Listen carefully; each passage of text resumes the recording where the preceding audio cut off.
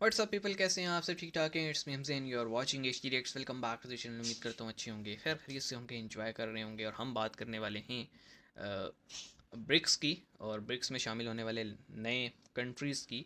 Recently हमने देखा था कि बहुत सारे ममालिक ऐसे हैं जो ब्रिक्स ऑर्गेनाइजेशन में आना चाह रहे हैं, और जो 5 कोर मेंबर्स हैं, ज़ाहिर सी बात है वो सब एक्सेप्ट करते तो वही कोई आता।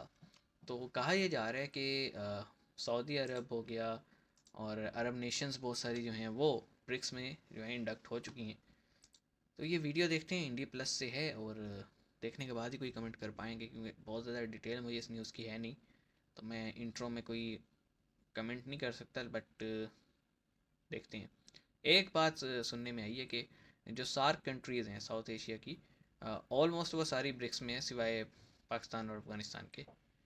तो देखते हैं। 3 2 1 एंड नमस्कार, सलाम, प्रणाम और दोपहर के इंडी प्लस न्यूज देख रहे हैं सभी दर्शकों को प्यार भरी सत श्री अकाल। तो दोस्तों, खबरों में से खबर निकल रही है भारत के पड़ोसी देश पाकिस्तान से।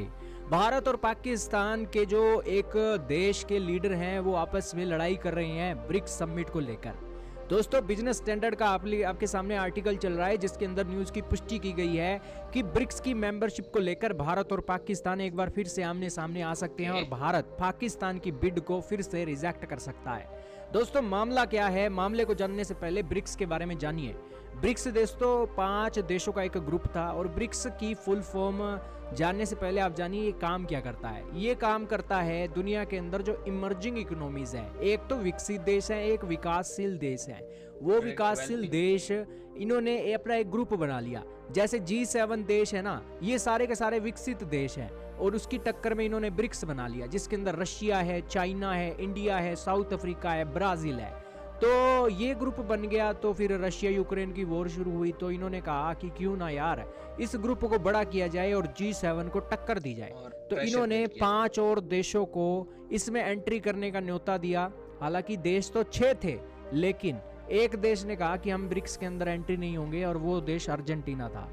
लेकिन 1 जनवरी को 5 देशों ने ऑफिशियली इस ग्रुप के अंदर एंट्री ले ली है, और वो 5 देश हैं दोस्तों, इजिप्ट, इथोपिया, ईरान, सऊदी अरब और UAE। यानी कि तेल जिन देशों के अंदर बिकता है ना, ये मिडिल ईस्ट के देश हैं, वो सारे के सारे इसमें एक आ गए हैं, और ब्रिक्स अब बड़ा ग्रुप बन गया है। यानी 5 से अब ये 10 कंट्रीज़ ऑफिशियल मेंबर्स हो चुकी हैं। मैंने देखा था 23 कंट्रीज़ जो हैं वो चाह रही हैं कि ब्रिक्स में इंडक्ट हों, और पाकिस्तान जो है वो रशिया के कंधे के थ्रू एंटर होना चाहता है। लेकिन ब्रिक्स का जो मोटो है वो है डेवलपिंग नेशंस का और एक फास्ट इकॉनमी का। तो हम ज़रा काइंड ऑफ अंडर डेवलप्ड भी हैं, और करप्शन भी है, इकॉनमी भी स्टेबल नहीं है। करप्शन भी है, इकॉनमी स्टेबल नहीं है, तो इस वजह से जो है ना हमारी जो है ना कोई जगह बनती नहीं है प्रॉपर। दूसरा, इंडिया के साथ जो है ना वो अक्सर फटा रहता है, और इंडिया कोर मेंबर्स में से है, तो लाइकली है कि इंडिया जो है ना इस चीज़ को रिपल्स करेगा, अपोज करेगा। लेकिन कोई बात नहीं, मतलब अगर आप ठीक हों तो मामला ठीक होते हैं। और अब सार्क समिट जो है उसमें भी कुछ प्रॉब्लम्स आई थी, और ब्रिक्स का जो समिट है उस पर भी अब नेक्स्ट ज़ाहिर सी बात है जो भी होस्ट करेगा वो अपने हिसाब से चीज़ों को करेगा, और जो होस्ट नेशन होती है उसको प्रिविलेज मिलता है, और वो फिर बहुत सारी अपनी बातें मनवाती है। तो नेक्स्ट जब भी समिट होगा, पाकिस्तान ट्राई मार रहा है किसी तरह से एंट्री मिल जाए। जैसे SCO जो है कोऑपरेशन, उसमें पाकिस्तान को एंट्री मिली चाइना की वजह से, तो अब रशिया की मदद से पाकिस्तान ब्रिक्स में जाना चाहते हैं। लेकिन ये सारी चीज़ें हैं, मतलब इंस्टेंटेनियस डिसीजन मेकिंग की, कब क्या हो जाए कुछ कह नहीं सकते।